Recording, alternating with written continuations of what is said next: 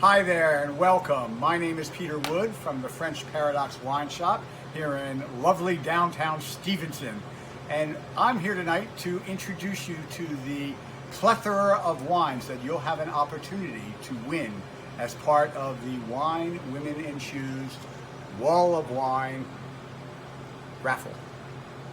We're going to start off by talking about some white wines, some sparkling wines, and then we'll lead through into reds and other interesting wines. We're going to delight you, we're going to amaze you, you're going to have so much fun. So am I. Hi again. I've got some wines with me right now, and these are an example of some of the wines that will be available for you as part of your winning ticket at the Red Devils Wine, Woman and Shoes Wall of Wine Cellar. First one we're going to talk about is from the home of sparkling wine. Oh, you probably thought it was Champagne, didn't you? Actually, in Champagne, they took the idea of sparkling wines from this area in southwestern France called Limoux. The Champenois could not compete with their close neighbors, the Burgundians, in terms of selling their wines. So they hit the novel concept for them to make only sparkling wines, and furthermore, to promote them as the inventors of sparkling wines. That would be called a interesting marketing message, perhaps a lie, but it worked. And today, people truly believe that sparkling wines were invented by Dom Perignon in Champagne. The good Friar Dom Perignon did improve some practices in Champagne, but he didn't invent the sparkling bottle. 3 centuries prior, in Limoux, wines like this were being made. Since we're in Champagne, we're going to stay in the northeast of France for a moment, only we're going to scurry over to the Swiss border in a little area called Savoie. And you'll note when you look at this bottle that there's what most people recognize as a Swiss symbol of the Swiss flag, perhaps. So this is a very, very cool wine that's unlike any other wine you're going to find grown anywhere else in the world. Because not only is it fresh and bright and crisp, but it also has what I refer to as texture. It's a relatively light wine, but because of the texture, it feels bigger in your mouth than you think it will.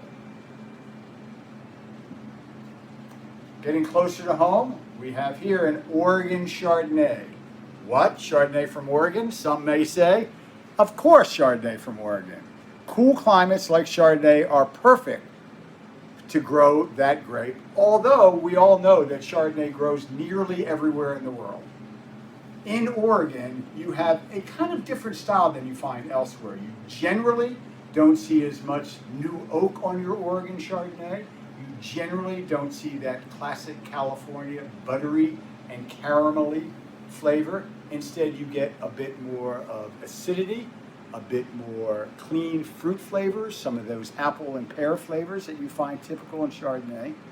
But if you're really jonesing for that California style, the Kurt Chardonnay from the Santa Lucia Highlands will give you all of that and a bag of chips. It's full, it's rich, it's oaky. If that's what you like, this is the wine to take home.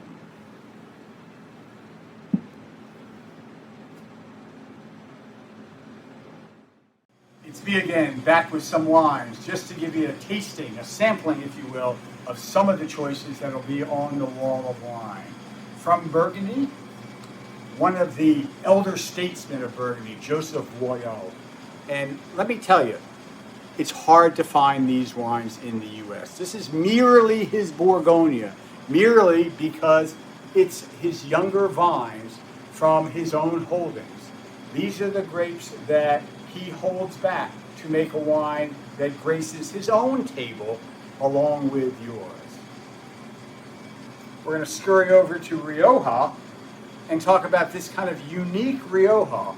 As we know, the grape that we're familiar with in Rioja is Tempranillo, but you can use other grapes, and this is an example of a Rioja made from Grenache. Grenache, of course, is the grape you find most prevalently in the Rhone Valley, as well as areas like Priorat and Montsant in Spain.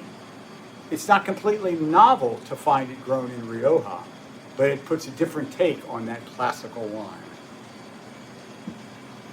We hopped right over to Italy. Don't want to leave that out. We have here an example of a Chianti Classico Reserva.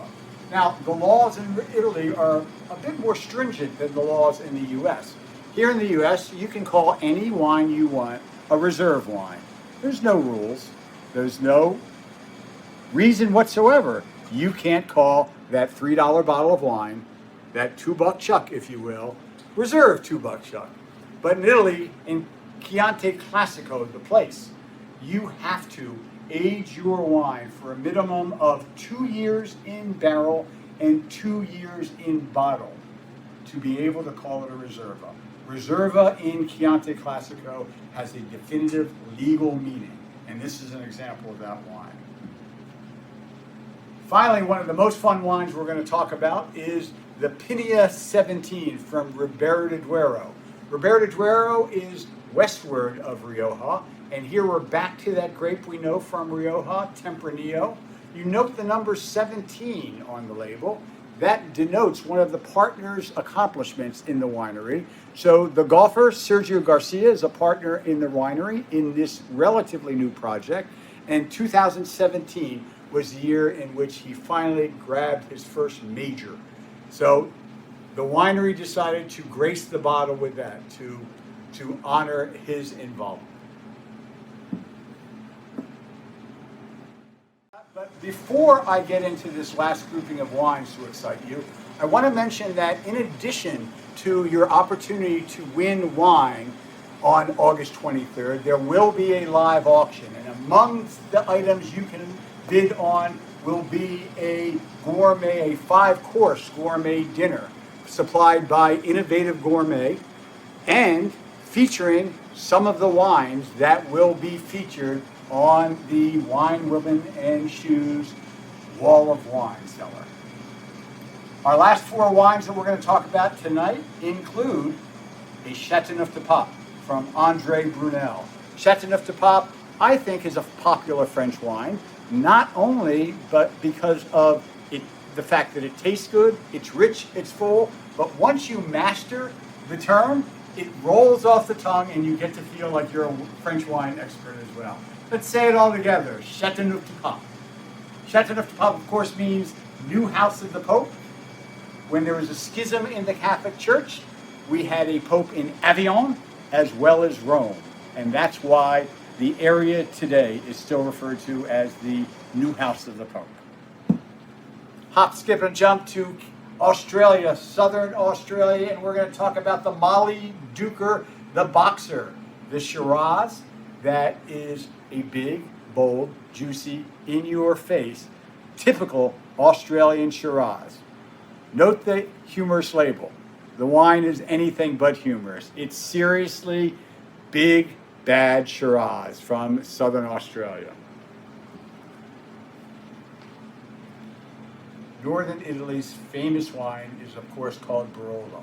And although it's not at all like the predecessor from Australia here, it is every bit a bold and full-bodied wine.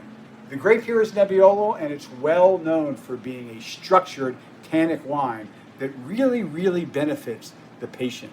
Give this wine some time before you jump into it, and you'll be better off for it. Our last wine to talk about here tonight is the Hugh Hamilton, the Villain. Hugh Hamilton comes from an old line of Australian villains, and he enjoys making fun of his family's history. One of his wines is called the Black Sheep, and as he says, every family has one. This one is also referred to as the Villain because every family has one. It's a structured and deep and dense Cabernet from McLaren Vale, which, by the way, if you ever have the opportunity to visit McLaren Vale in Australia, you may, like me, never want to come home. Have a great evening. Look forward to talking to you again. Thank you for supporting Wine, Women, and Shoes. You'll find a complete list of all the wines on the Wine, Women, and Shoes website, along with the appropriate value and some basic information. I want to thank you once again for joining us and supporting Maryland breast cancer families.